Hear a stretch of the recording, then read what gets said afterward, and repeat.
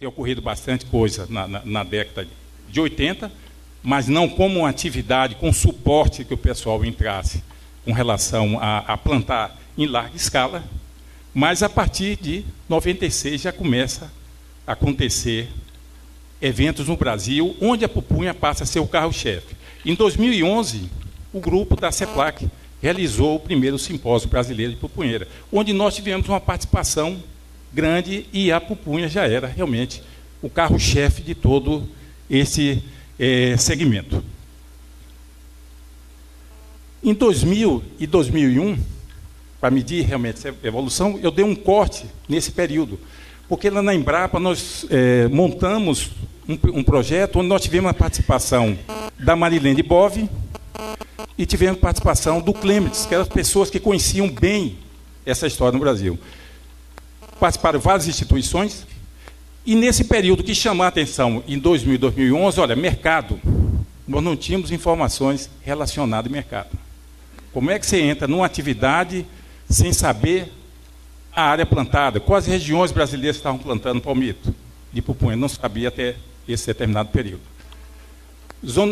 A pupunha estava começando a sair da região tradicional, que é a região tropical. Vamos imaginar uma planta que tem centro de origem na Amazônia, estava sendo plantada já em Santa Catarina. Haveria necessidade de zoneamento. E mais outras demandas que chamou a atenção com relação a diagnóstico de sistema de produção, melhoramento genético, embora tenha havido uma coleta na década de 80, que o IAC teve acesso, a CEPLAC e o INPA, e já existisse um programa de melhoramento já conduzido, principalmente em São Paulo, e um pouco no estado do Amazonas. Outras demandas que apareceram na época: propagação vegetativa, produção de mudas. Eu lembro que o sério problema que nós tínhamos nesse período era a quantidade de doença, principalmente a antracnose, que aparecia nas mudas que eram produzidas. Espaçamento. Embora já tivesse um protocolo tomando como base os 5.000 plantas por hectare, o espaçamento 2 por 1, mas nós tínhamos poucas informações de outras formas de espaçamento, de maneira que se pudesse aventurar em outras densidades de plantas por hectare. Adubação, que até hoje continua realmente. Hoje, durante o almoço, nós estávamos conversando sobre esse aspecto da adubação. Quer dizer, as informações que nós temos até hoje, avançamos muito pouco com relação à parte de adubação. Manejo de perfilhos, que uma dúvida que existia é o seguinte: faz manejo, retira ou não retira os perfilhos após um determinado, durante o período de corte. Colheita, manejo de doenças e pragas, nas áreas de déficit hídrico, questões relacionadas à irrigação, manejo de plantas daninhas, micorrizas, que é uma área que nós fizemos muito pouco, uso de resíduos. A pupunha gera uma quantidade grande de resíduos na agroindústria e é interessante que seja agregado valor àquele resíduo, de maneira que nós tenhamos uma prateleira com diferentes produtos. E a gente fica satisfeito quando compara nesse período de 2000, como nós podemos observar hoje nessas duas palestras anteriores, a do Sebastião e da Chile, diferentes tipos de produtos e se aventurando em embalagens diferentes. Eu lembro que nesse período a maior dificuldade que nós tínhamos era sentar com o pessoal da agroindústria e levantar dificuldades com relação a como melhorar essa cadeia na ponta. Porque, na verdade, o que faz puxar qualquer produto não é você produzir no campo, é essa ponta que faz puxar. É a forma como você vai ofertar esse produto no mercado consumidor. Processamento.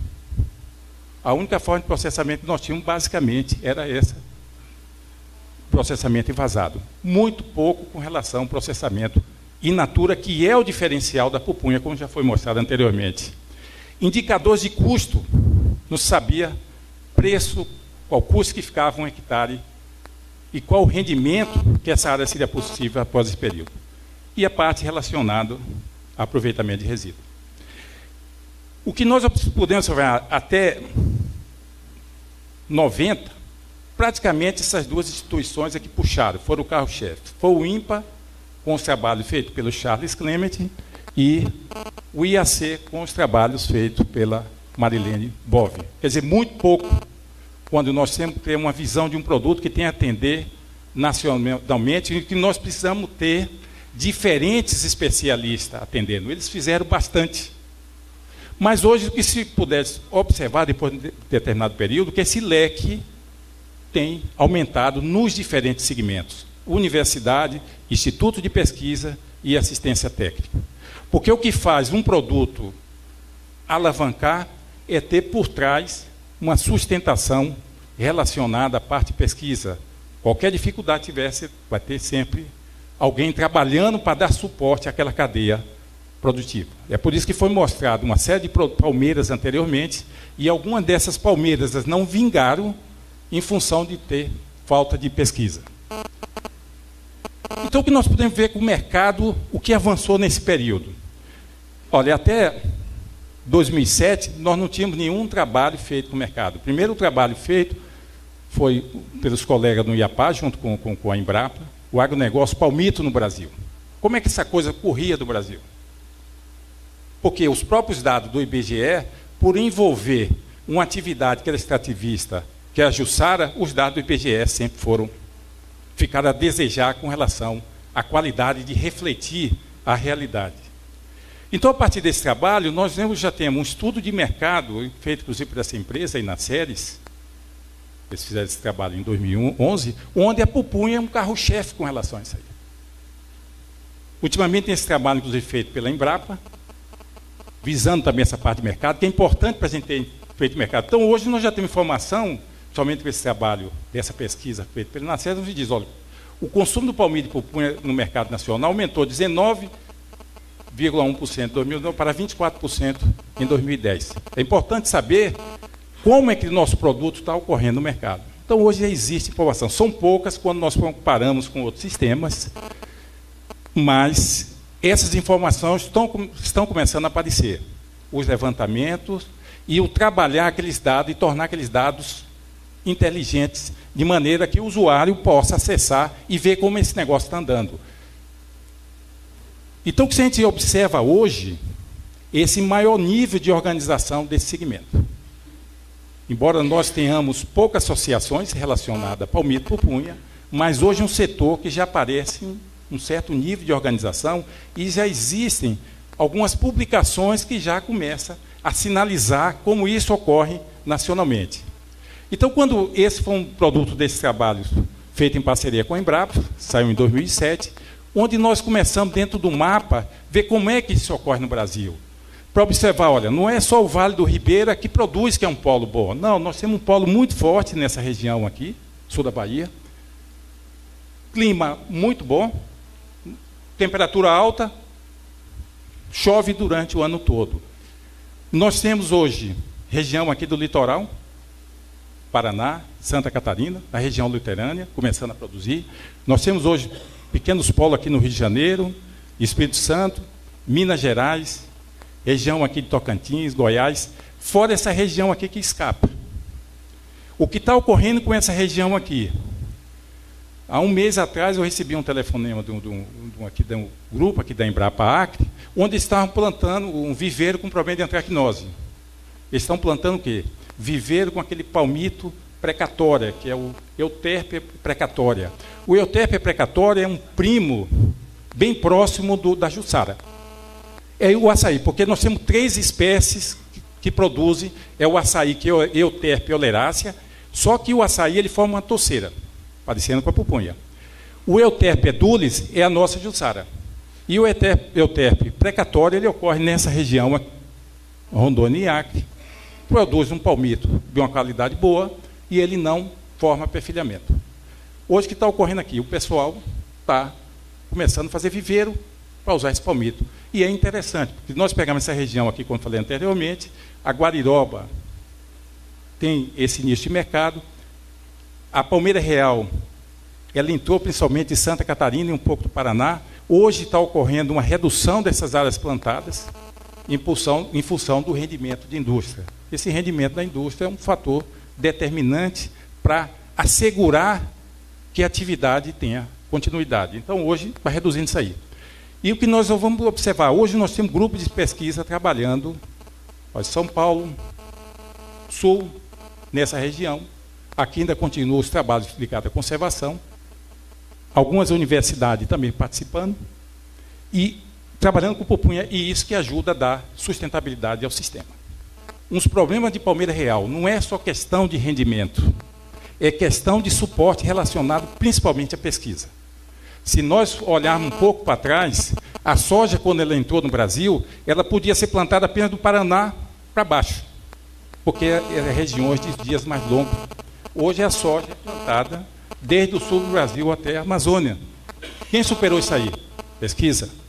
Então a importância é grande dessa retaguarda para ajudar a superar as dificuldades que vão aparecendo no dia a dia. Porque tudo são fases. Por exemplo, hoje nós estamos na fase de pupunha, onde a competitividade ela não é tão exigida, mas chegar a um determinado período, vai haver exigências com relação a isso aí. Hoje, quando nós compramos uma semente, nós não sabemos quantas plantas futuramente que vai formar perfilhamento. Às vezes você conta 10 plantas, tem 3, 4 que não tem perfilhamento. Umas vezes tem 14, outra tem 4, outra tem 6. A nossa separação hoje é apenas presença ou ausência de espinho. Mas vai chegar um momento que vai haver necessidade com relação a isso aí. Então nós temos que melhorar o nosso sistema, porque esse sistema ele tem que ser competitivo quando nós vamos comparar com outros produtos. Esse é um zoneamento, não é o caso aqui, mas é um zoneamento que foi feito para Paraná. O Paraná estava começando a plantar pupunha em todos os cantos, e nós temos algumas regiões que têm restrições com geada e déficit hídrico. Houve necessidade de fazer zoneamento, para isso mais a título de curiosidade, para orientar os programas de plantio. Forma de comercialização, isso começou a ser trabalhado, inclusive para ver custo e para ver ganho, o valor agregado em cada um desse tipo de produto. Quer dizer, o indivíduo começa um determinado projeto para plantar, ele tem que saber se ele vai vender aquele produto para uma agroindústria ou se ele vai comercializar aquele in natura. Então, essas formas de comercialização, elas são importantes, que vai ter a finalidade básica nossa, no final, é ganhar dinheiro. Então, o que ocorre hoje, no geral, como nós olhamos com qualidade de semente, que nós precisamos melhorar com relação à qualidade genética. A nossa genética ainda é baixa. Hoje, o que se pode exigir de uma semente, se vai produzir plantas com ou sem espinho, mas nós temos ainda uma genética baixa com relação à parte de produção, embora já tenha alguns programas de melhoramento em andamento. A qualidade fisiológica, nós não podemos cobrar ainda muito, porque principalmente uma semente que vem de fora, pode ser que um lote dê uma germinação de 70%, mas pode ser que outro lote dê 40%, 50%. Outro aspecto que nós temos trabalhado ultimamente é isso aqui. Então, é possível trabalhar hoje essa parte aqui ainda médio e longo prazo e essa parte sanitária.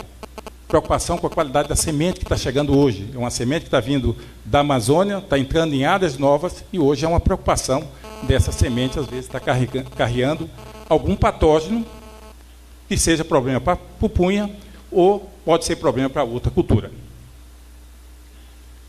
E só exemplificar, essa coleta, tem as coletas mais antigas, inclusive o AC já tem um programa bem antigo, que as primeiras coletas foram feitas no Brasil, mas algumas coletas foram feitas mais recentemente, no início do ano 2000. Alguns testes, esses testes mais dirigidos para o sul do Brasil, para a seleção do material, mas São Paulo também tem esse programa conduzido pelo IAC. Qualidade de semente. Se avançou nessa área com alguns métodos de laboratório para atestar a qualidade dessa semente que está entrando hoje, que está chegando. É uma semente que vem fora do Brasil, que o tratamento que ela é feita, o tratamento que é realizado com essa semente é de baixa qualidade, mas hoje nós temos condições de detectar principalmente esse fungo e se há necessidade de fazer tratamento ou não dessa semente. Essa é uma semente com fusário, ele pode ser um carreador. E quando nós vamos olhar semente em outros modelos mais avançados, O indivíduo vai comprar uma semente de soja, ele exige qualidade genética, fisiológica e sanitária. Vai chegar um determinado período que nós vamos ter esse mesmo nível de exigência com relação à semente pupunha. Esse fungo, eles vêm da semente, ele pode ir para a plântula e causar problema no viveiro, ou se não, mais tarde no campo. Alguns tratamentos que têm sido feitos com alguns fungicidas, é o caso desse fungicida, olha, dá um bom controle, 0% praticamente, de 100% de eficiência. Quer dizer, é possível hoje tratar essa semente desde que apareça algum fungo. Produção de mudas foi um dos aspectos que, no geral, melhorou. Então, hoje nós temos alguns viveristas fazendo uma muda de muito boa qualidade. Era o que não se verificava antes. Praticamente nós tínhamos uma quantidade grande de folhas manchadas. Hoje nós já conseguimos encontrar viveiros com boa estrutura e preocupação com relação, principalmente, à parte de transporte. Manejo de espaçamento. Alguns trabalhos que foram feitos com relação a isso aí. Hoje nós já conseguimos encontrar plantios, jogando com essa densidade de plantio. O nosso espaçamento básico sempre foi 5.000 plantas, mas chegando até 8.000 plantas por hectare, dependendo do tipo de palmito que eu quero produzir no final. Então, esses arranjos foram um avanço. Nós temos no sistema convencional 5.000 e hoje nós temos diferentes arranjos que foram sendo trabalhados e que podem se adequar ao sistema de produção que está sendo usado por aquele produtor. Adubação, nós avançamos pouco com relação à adubação. Os últimos resultados que se tem é desenvolver um programa parecido que é usado na soja, que é chamado o programa DRIS, onde nós temos uma base de dados. Essa base de dados é alimentada e nós vamos saber teores de macro e micronutrientes e, através de uma análise foliar, eu possa interpretar como está a qualidade do meu plantio. Eu queria simplesmente fazer uma coleta de folhas, fazer uma análise foliar, acessar na internet essa base, de maneira que eu possa comparar para saber se eu tenho pouco, se precisa, tem pouco fósforo, pouco potássio, o que precisa realmente ser colocado naquele plantio. O avanço que nós vamos ter com a adubação vai ser, um primeiro avanço vai ser na parte do momento que nós tenhamos esse sistema desenvolvido, esse sistema DRIS. Controle químico foi uma das partes que nós avançamos bastante, controle no geral. Hoje nós conseguimos realmente ter uma muda de boa qualidade em função de fungicidas, doses e intervalos que foram trabalhados, né, e desenvolvidos para essa fase de produção de mudas. Hoje nós temos controle de antracnose. Quando nós vamos comparar com a testemunha, se olhar essa coluna, nós vemos sempre que tem fungicida que dá mais de 90% de controle. Esse aqui é o tiofonato metílico com clotolonil, mas esse é um fungicida já bem antigo, e a piraclostrobina mais epoxonazole já é uma geração mais nova de fungicida. Esses fungicidas aplicados a intervalos semanais, eles conseguem dar um bom controle, é o que os viveristas estão usando. Então, nós tivemos um ganho com relação a essa parte de sanidade. Com relação à praga, também avançou. Nós temos aqui uns trabalhos feitos pela Unesp, pelo Pavarini, não é? Principalmente com controle de metamase, usando o feromônio, não é? Não sei se você chegou a trabalhar com feromônio, não é? Com um resultado bem interessante com relação a controle de pragas. Esses são alguns trabalhos feitos no campo, mostrando que a antracnose, que era uma das nossas preocupações, eu posso, no campo, essa doença não causa nenhum problema. Se eu planto uma muda com doença e outra muda que recebe fungicida, menos de um ano depois, essas plantas estão com o mesmo desenvolvimento. Então, a nossa preocupação com a antracnose, basicamente, é uma preocupação dentro do viveiro. No campo, praticamente, nós não temos problema com a antracnose. Algumas doenças que vêm sendo trabalhadas ultimamente, esse caso é o controle da podridão da base do cipó. Pessoal que plantio é comum se verificar isso aí, ele apresenta esse tipo de sintomas. e na maioria das vezes o que se vê é que planta sintomática praticamente se perde aquele estipe. Esse material tem sido trabalhado em viveiro. Há uns resultados bem interessantes, aqui é do trabalho do Eduardo, trabalho de mestrado dele, onde se verifica que a aplicação de fosfito de potássio pode dar um bom controle dessa doença, principalmente em viveiro. No campo, ocorrência, presença dessa doença, uma forma seria aplicar nas plantas em torno, de maneira para aumentar a resistência. A grande vantagem do fosfito, para controle da podridão da base do estipe, é que o fosfito, dentro do Ministério, é classificado como adubo, então não há necessidade de seguir todos aqueles caminhos de registro, se fosse o caso de um fungicida. Está se trabalhando com relação à parte de controle curativo, não é? Da podridão da base do estipe, que seria fazer uma cirurgia desse material e fazer aplicação de fungicida combinado com inseticida. Esse fungicida aplicado é fungicida para controle de fusário e fitófora, mais um inseticida que dê um bom controle de coleóptero. A partir do momento que a gente faz esse corte, ocorre uma atração muito forte, principalmente por coleópteros. Então há necessidade de aplicar um inseticida.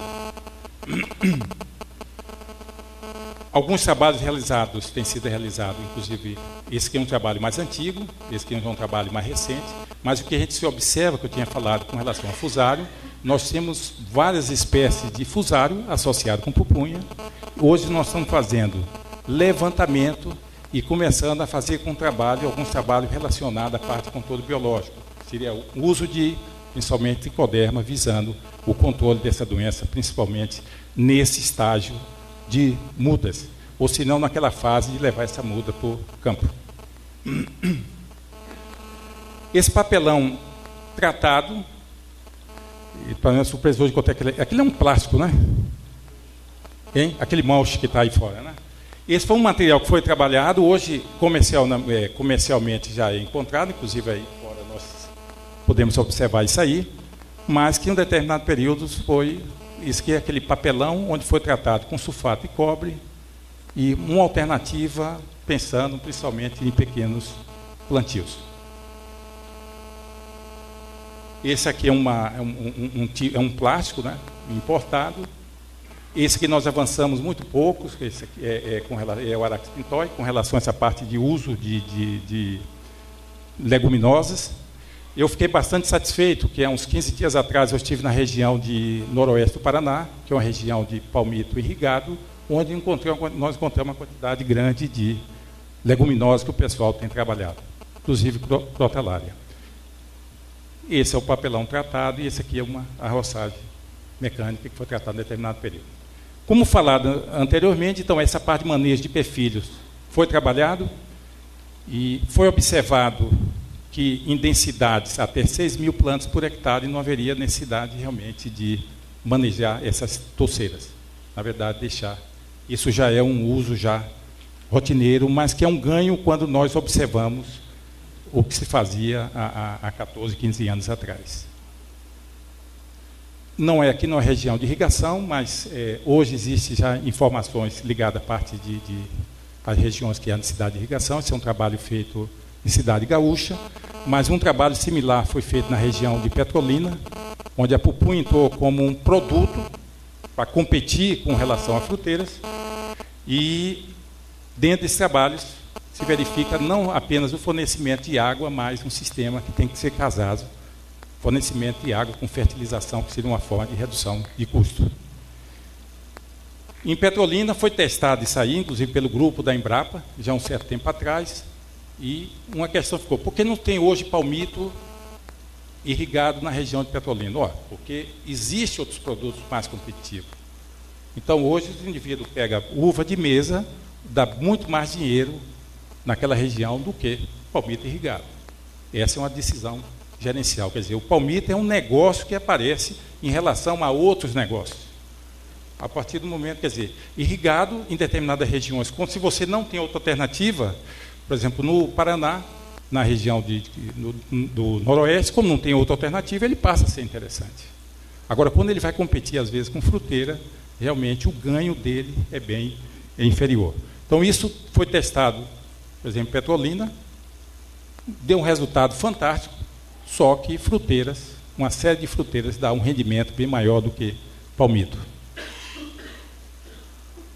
Esse foi trabalhado em um determinado período, hoje tem apenas um grupo trabalhando com isso aí, que é desenvolver protocolo para cultivo in vitro. Seria uma forma de propagação vegetativa, que para a gente seria bastante interessante, porque hoje nós usamos semente, e quando nós usamos a semente, nós temos uma variabilidade bastante alta. Não há garantia sobre o rendimento final com relação àquela planta. Então, a partir do momento que nós tivéssemos um protocolo de cultivo in vitro, haveria um ganho, é o que se verifica em uma série de várias outras culturas, porque se nós temos um material de alta qualidade, seria uma forma de propagar isso aí. Houve avanços, mas hoje ainda não tem um protocolo que possa ser utilizado em larga escala. Pesquisa com enraizamento de perfilhos, os ganhos também foram bastante pouco. Hoje os resultados de pesquisa têm mostrado um baixo enraizamento. A partir do momento que esse perfilho ele é retirado, feito o tratamento e é plantado, os melhores resultados não saem de 30%.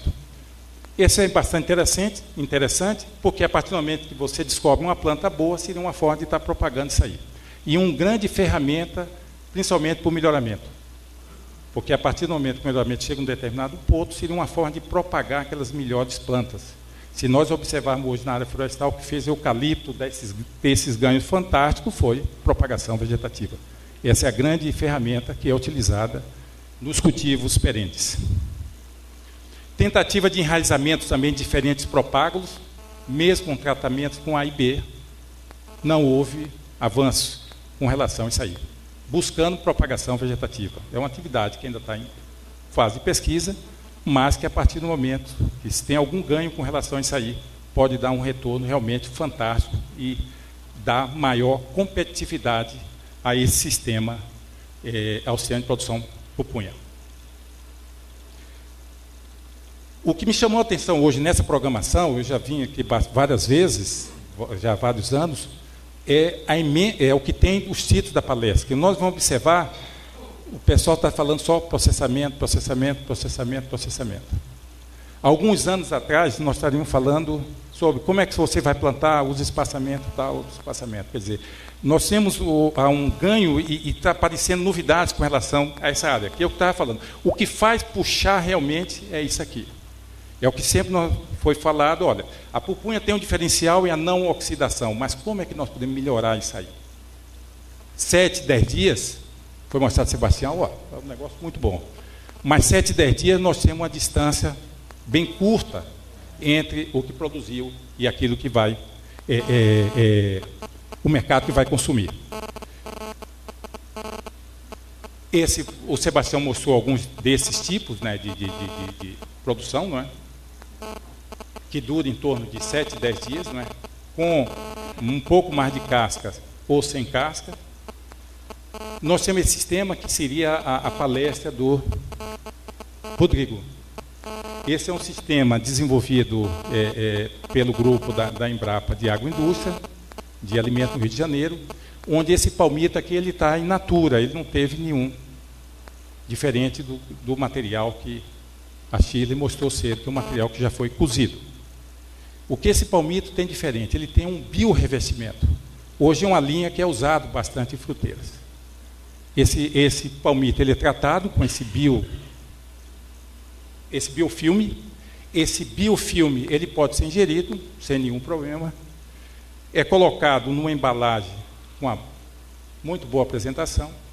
E disso aí nós saltamos para 20, 22 dias com relação ao período de longevidade dele aí.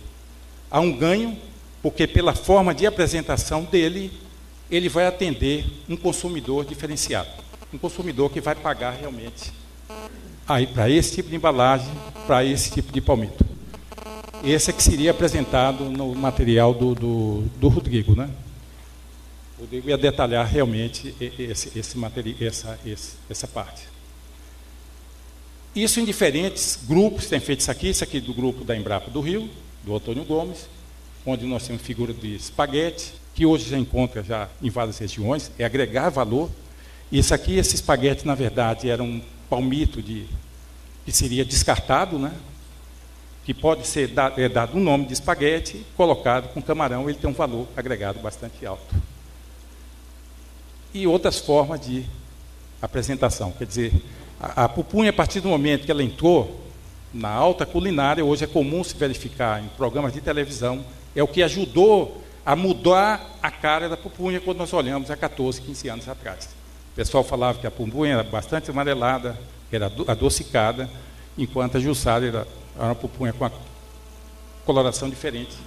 E havia uma rejeição com relação a isso aí. Algumas partes relacionadas à pesquisa, que vai ser apresentada amanhã pela colega Cristiane, é desenvolvimento de um produto desidratado, a partir daquele resíduo limpo que fica na agroindústria. Então é possível processar esse material, fazer uma farinha e desenvolver uns tipos de glicídio que pode ser consumido, e amanhã isso vai ser detalhado pela Cristiane. Produto fermentado tem sendo trabalhado principalmente com essa porção basal, é aquela porção limpa que seria descartada. Esse material é tratado com algumas enzimas. Hoje ainda não existe um produto pronto, mas são pesquisas que estão se aventurando com relação a isso aí. É formar uma prateleira de produtos.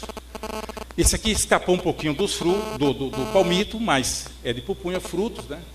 Trabalho também conduzido pela Cristiane, na figura de uns macarrão, né? Do fruto, quer dizer, opção para aquelas áreas que vão produzir semente, onde hoje, às vezes, a polpa não é aproveitada. Outro trabalho, outra ponto que foi desenvolvida é aquela figura dos painéis aglomerados, né, desenvolver um compósito que possa ter utilização. Esse já é um resíduo sujo, aquele resíduo que fica fora da indústria, e que aquele material pode ser processado, tratado com resina e desenvolver um compósito de muito boa qualidade, que vai agregar produto à cadeia produtiva.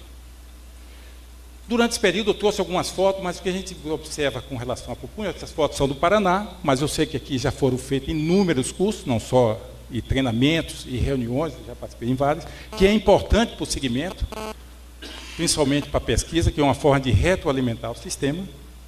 E algumas fotos só para isso aqui feita em Santa Catarina, e chama atenção com relação a uma agroindústria, que foi a primeira agroindústria instalada dentro de uma propriedade rural, né, num pequeno produtor.